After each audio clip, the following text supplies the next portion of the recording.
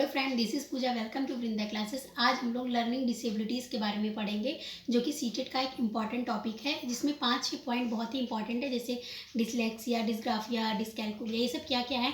इन सब से आपको पेडागोजी में बहुत ही सारे क्वेश्चन देखने को मिलते हैं। इनफैक्ट CDP में ही नहीं, आपको सारे सब्जेक्ट की पेडागोजी में ये पूछने को मिलता है। जैसे मैथमेटिक्स में भी आपसे पूछ लेगा कि डिसकैलकुलिया क्या है, या इन्वायरमेंट में पूछ लिया कि डिसग्राफिया क्या है, प्रैक्सिया क्या है ना। तो ये सारी चीज़ें हम लोग देखने वाले हैं। तो वीडियो स्टार्ट करते हैं, और अगर वीडियो अच्छा लगे तो लाइक कर दीजिएगा, ठीक है।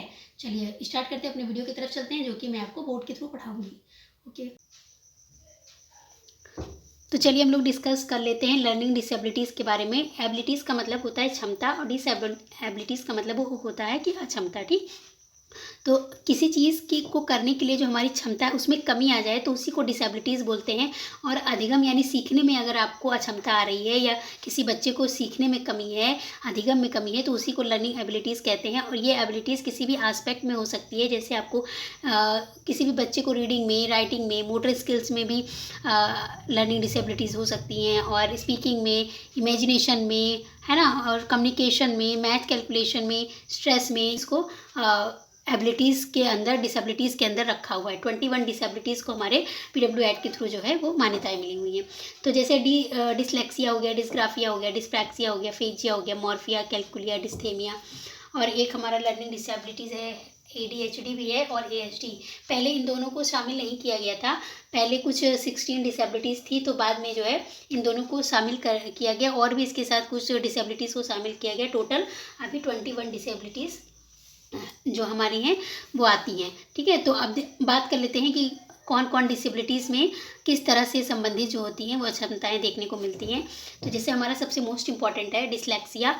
तो डिसलेक्सिया में आपको क्या होता है, डिसलेक्सिया में बच्चे को पढ़ने से संबंधित समस्याएं आती हैं, और कहीं कहीं लिखने से भी संबंधित समस्याएं आती हैं। कैसे, जैसे कोई बच्चा अगर रीडिंग कर रहा है, गलत रीडिंग कर रहा है, जैसे डिसलेक्सिया में क्या होता है, बच्चा उल्टा पढ़ने लगता है। श को वॉज को सा, डी को बी को डी। तो जब वो पढ़ेगा गलत तो लिखेगा भी गलत। उसकी मेंटल प्रोसेस उसी वे में काम करती है, ठीक है। तो अगर पढ़ने और लिखने दोनों से संबंधित प्रॉब्लम अगर आपके क्वेश्चन में पूछा जा रहा है तो आप डिसलेक्सिया ही मार्क करेंगे। वैसे मेनली राइटिंग के लिए तो डिसग्राफिया है। डिसग्राफिया जो होती है वो लिखने से संबंधित अक्षमताएं हैं। तो राइटिंग जो होगा हमारा वो डिसग्राफिया से रिलेटेड है। ग्राफ से आप याद कर सकते हैं राइटिंग का प्रोसेस, ठीक। लेकिन रीडिंग और राइटिंग अगर दोनों आ रहा है तो आप डिसलेक्सिया को टिक करके आएंगे, ठीक। अगर ऑप्शन में या क्वेश्चन में दोनों है, रीडिंग और राइटिंग, पढ़ने और लिखने से संबंधित अक्षमता, तो डिसलेक्सिया, ठीक।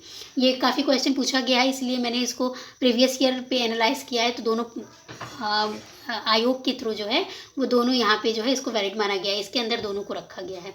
उसके बाद डिस्प्रैक्सिया से बात करते हैं। डिस्प्रैक्सिया क्या है, मोटर स्किल से संबंधित जो होती हैं क्षमताएं होती हैं। जैसे बच्चा जो होता है वो बॉडी के कोऑर्डिनेशन होता है, उसके साथ डिसबैलेंस नहीं बना पाता है। जो मसल्स कोऑर्डिनेशन होते हैं उसके साथ बैलेंस नहीं बना पाता है। तो जैसे हमारा फाइन मोटर स्किल और ग्रॉस मोटर स्किल हम पढ़ते हैं ना, तो उसमें उसको अक्षमताएं होती हैं, वो यूज़ नहीं कर पाता। बच्चा चलने में प्रॉब्लम फील करता है, बच्चा राइटिंग में प्रॉब्लम फील कर सकता है।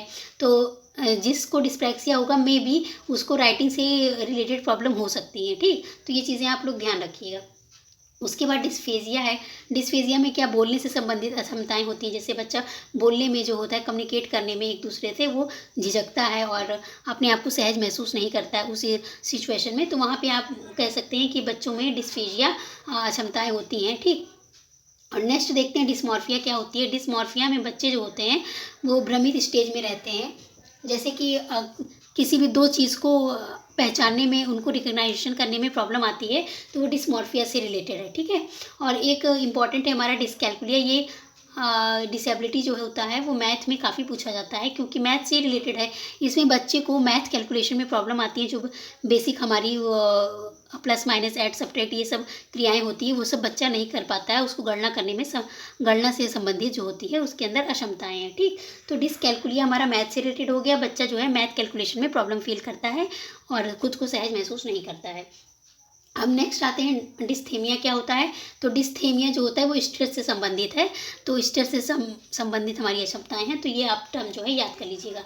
मेनली इंपॉर्टेंट क्या है आपका, डिसलेक्सिया, डिसग्राफिया, प्रैक्सिया और यहाँ पे डिसकैलकुलिया, ठीक। चार आपका मोस्ट इंपॉर्टेंट है। अगर ये चार ही आप जो है अच्छे से पढ़े रहेंगे तो बाकी ऑप्शन को आप हटा सकते हैं, ठीक। तो ये हमारा हो गया इंपॉर्टेंट डिसेबिलिटीज़। अब जो लास्ट में मैंने यहाँ पे लिखा है ADHD और ASD, ये क्या होता है? ADHD मतलब attention deficit hyper activity disorder, मतलब कुछ बच्चों में ऐसा होता है कि वो अटेंशन की कमी रहती है, उनके अंदर इतने एक्टिव होते हैं कि एक जगह टिक के बैठ नहीं पाते हैं।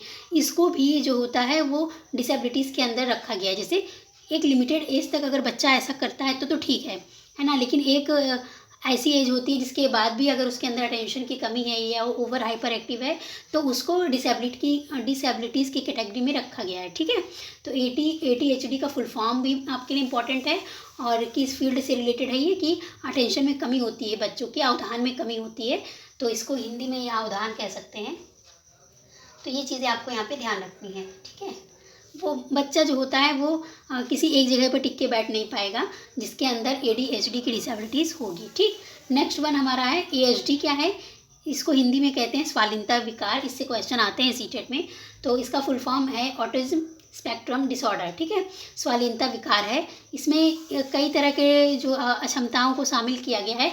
जैसे इसकी कुछ कैरेक्टरिस्टिक हैं, जैसे बच्चा जो होता है वो सोशल रहना नहीं पसंद करता है, मतलब समाज से इंट्रैक्शन उसको पसंद नहीं होता है, और यहाँ पे जो होता है वो एक दूसरे से अकेले में रहना पसंद करेगा, और उसको कम्युनिकेशन में भी प्रॉब्लम होगी, और है ना, इस सब टाइप के बच्चे जो होते हैं वो ASD में आते हैं, और इसमें कई सारी डिसेबिलिटी वाले बच्चों को इसमें रखा गया है, ठीक। तो ये सारी बातें हो गई, सारा इंपॉर्टेंट है, ये दोनों भी इंपॉर्टेंट है। ज़्यादा इंपॉर्टेंट को मैंने सर्कल कर दिया है, जो स्पेशली पेडागोजी में ये पूछा जाता है, तो ये इंपॉर्टेंट है। एक क्वेश्चन आता है सीटेट में, ऑर्थोपेडिकली जो होता है शारीरिक अक्षमता, वो किस में आएगा? तो आपका मोटर स्किल यहाँ पे गतिक कौशल से है तो प्रैक्सिया में आएगा। कहीं कहीं डिस्थीमिया दिया हुआ है, लेकिन डिस्थीमिया नहीं, डिस्प्रैक्सिया जो होता है वो ज़्यादा बेटर जो होता है, क्योंकि यहाँ मोटर स्किल से रिलेटेड अक्षमताएं देखने को मिलती हैं, ठीक है। तो ये चीज़ें आपको ध्यान रखनी है, इंपॉर्टेंट हो गया। डिसलेक्सिया रीडिंग राइटिंग से संबंधित है, डिस्ग्राफिया राइटिंग से संबंधित है, डिस्प्रेसिया मोटर स्किल से संबंधित है, हमारा डिसकैलकुलिया मैथ कैलकुलेशन से संबंधित है, ठीक है।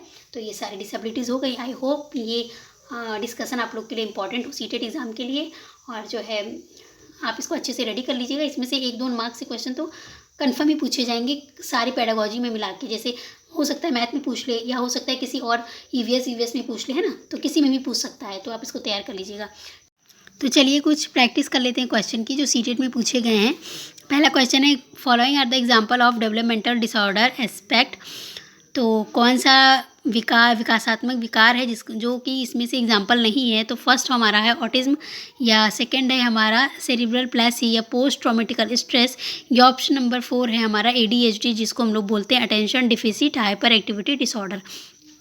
तो ये सारा चीज़ अभी हमने थ्योरी में कवर किया, सब कुछ है सिवाय पोस्ट ट्रॉमेटिक स्ट्रेस। तो ऑप्शन नंबर 3 यहाँ पे राइट आंसर है।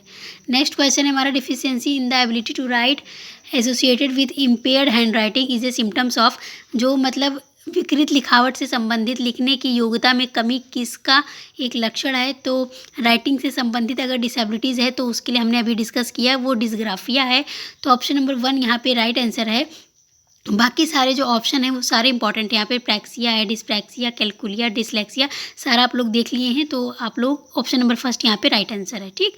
नेक्स्ट क्वेश्चन की तरफ चलेंगे।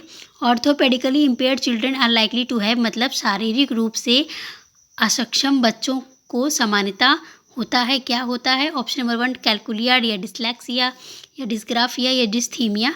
तो कहीं कहीं आपको डिस्थीमिया ऑप्शन मिलेगा, बट आप ऑप्शन नंबर 3 जो है यहाँ पे डिस्ग्राफिया, ये राइट आंसर है, क्योंकि ये मोटर स्किल से रिलेटेड एबिलिटीज़ हैं, ठीक है। तो 3 यहाँ पे राइट आंसर है। नेक्स्ट क्वेश्चन की तरफ चलेंगे। लर्निंग डिसेबिलिटीज़ क्या हैं? समुचित निवेश के साथ सुधार योग नहीं है, या एक स्थिर अवस्था है, एक चर अवस्था है, ज़रूरी नहीं कि कार्य पद्धति की हानि करे। तो ऑप्शन नंबर 3 है हमारा, एक चर अवस्था है। नेक्स्ट क्वेश्चन है हमारा, लर्निंग डिसेबिलिटीज़ इन मोटर स्किल स्कार्ड। तो मोटर स्किल से लेकर अगर किसी बच्चों में डिसेबिलिटीज़ पाया जाता है तो वो प्रैक्सिया के अंदर आता है। इसके अंदर क्या होता है कि बच्चा जो होता है मसल्स कोऑर्डिनेशन जो होता है उसमें कमी होती है, वो बैलेंस नहीं कर पाता है अपने मसल्स को। तो ऑप्शन नंबर 2 यहाँ पे राइट आंसर है। नेक्स्ट क्वेश्चन की तरफ चलेंगे। ये child can not distinguish between सा वॉज एंड न्यूक्लियर अनक्लियर। तो वो किस चीज़ से मतलब सफ़र कर रहा है, एक बच्चा है जो सौ को वॉज और वॉज को सौ पढ़ता है या उसमें डिफरेंस नहीं कर पा रहा है, या न्यूक्लियर अनन्यूक्लियर में डिफरेंस नहीं कर पा रहा है, तो वो किस अक्षमता से जूझ रहा है। तो ये हमारा डिसलेक्सिया अभी हमने डिस्कस किया था हमारी थ्योरी में। तो ऑप्शन नंबर 4 यहाँ पे राइट आंसर है। नेक्स्ट क्वेश्चन की तरफ चलेंगे। If a learner is having problem with number and calculations then she may have a disabilities which is called. यदि एक शिक्षार्थी को संख्याओं और परिकलन में समस्या होती है तो क्या होगा, तो डिस्कैलकुलिया होगा हमारा, जो कि यहाँ ऑप्शन नंबर 2 में मेंशन है, मैथमेटिकल डिसेबिलिटीज़, जिसको डिस्कैलकुलिया कहते हैं। ठीक, तो ऑप्शन नंबर 2 यहाँ पे राइट आंसर हो जाएगा। तो आई होप ये वाला सेशन आपको हेल्पफुल लगा हो। ये टॉपिक जो होता है वो सारे सब्जेक्ट की पेडागोजी में वर्क करता है और सारे में आपको हेल्पफुल रहेगा। ठीक है, तो ये वाला टॉपिक आप अच्छे से पढ़िएगा। और पढ़ना क्या है, आप लोगों को याद ही हो गया होगा सारा सब कुछ इसी में। तो चलिए मिलेंगे नेक्स्ट वीडियो में किसी और टॉपिक के साथ। तब तक के लिए bye bye, take care, thank you guys, thank you for watching my videos, like share and subscribe. और मिलेंगे नेक्स्ट टॉपिक के साथ। Bye bye, take care.